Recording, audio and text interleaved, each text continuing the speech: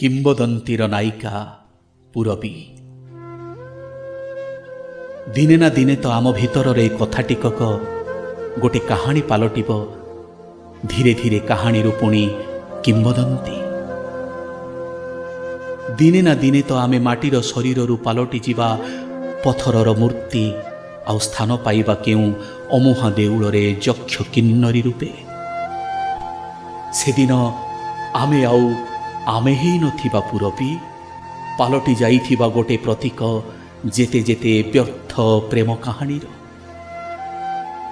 କିଏ କହିବ କାହିଁକି ଏମିତି ମୋଡ଼ ନିଏ କଥା ସବୁ କାହାଣୀକୁ, କାହିଁକି ବଦଳିଯାଏ ପ୍ରେମ ସବୁ ବିରହରେ।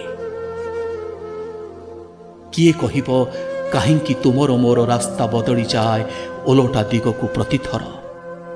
କାହିଁକି ପୁଣି ଆମେ ସ୍ୱପ୍ନ ଦେଖୁ ଭେଟ ହେବା ପାଇଁ ଆରମ୍ଭ ବିନ୍ଦୁରେ ବର୍ଷ ବର୍ଷ ପରେ।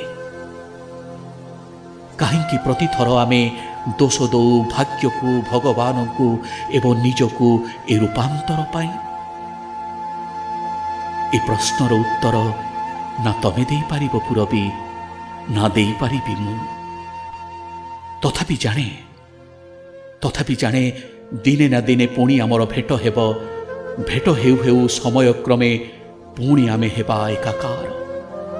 ସେଦିନ ଆଜି ଯାଏ ବ୍ୟର୍ଥ ବୋଲି ମନେ ହେଉଥିବା ଜୀବନ ପୁଣି ହେଇଯିବ ଅର୍ଥମୟ।